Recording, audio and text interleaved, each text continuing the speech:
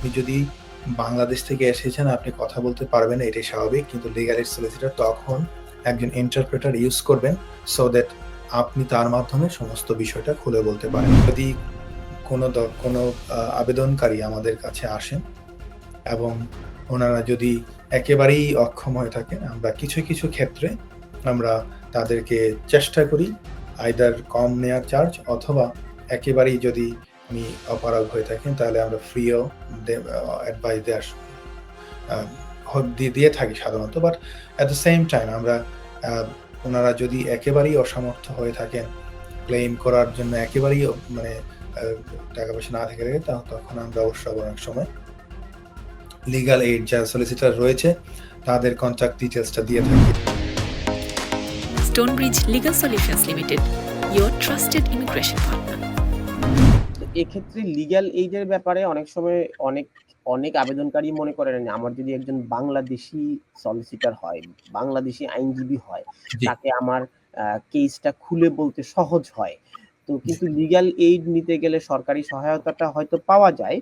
জি। কিন্তু এই যে তার একটা কমফোর্ট জোনের ব্যাপার থাকে, তিনি খুলে বলবেন অনেক কিছু। এই কমফোর্ট জোনটা কি লিগ্যাল এইডের সলিসিটরদের কাছ থেকে পাওয়া যায়? জি, পাওয়া যায় তানভীর ভাই। কারণ হচ্ছে আপনি লিগ্যাল এইড সলিসিটর ধরুন, উনি একজন ব্রিটিশ সলিসিটর এবং আপনি যদি বাংলাদেশ থেকে এসেছেন, আপনি কথা বলতে পারবেন না, এটাই স্বাভাবিক। কিন্তু লিগ্যাল এইড সলিসিটর তখন একজন ইন্টারপ্রেটার ইউজ করবেন সো দ্যাট আপনি তার মাধ্যমে সমস্ত বিষয়টা খুলে বলতে পারেন। সো অবভিয়াসলি এই সুযোগটা রয়েছে। সো আপনি যে ভাষাভাষী হন না কেন, আপনি আ ইন্টারপ্রেটার চাইলে তারা হয়তো একটা এরেঞ্জ করবে আপনার জন্য। সো এই সুযোগটা থেকে থাকে। সব শেষ যেমন ধরেন কেউ একজন মনে করলো যে তিনি স্টোনব্রিজ লিগ্যাল সলিউশন এর আপনার মাধ্যমে আবেদনটি করবেন। এখন উনার আর্থিক সামর্থ্য নাই। তো তিনি কি একই সাথে লিগ্যাল এইড নিয়ে আপনার পরামর্শ পেতে পারবেন কিনা? বা আপনার যে ফিসটা, এই ফিসটা কি হোম অফিসে মানে আবেদনকারী হোম অফিস থেকে আপনার জন্য সেটি এনে দিতে পারবে? অথবা আপনি ক্লায়েন্টের পক্ষে লিগ্যাল এইড ক্লেইম করতে পারবেন কিনা আইনজীবী হিসেবে? জি, তানভীর ভাই খুবই গুরুত্বপূর্ণ প্রশ্ন।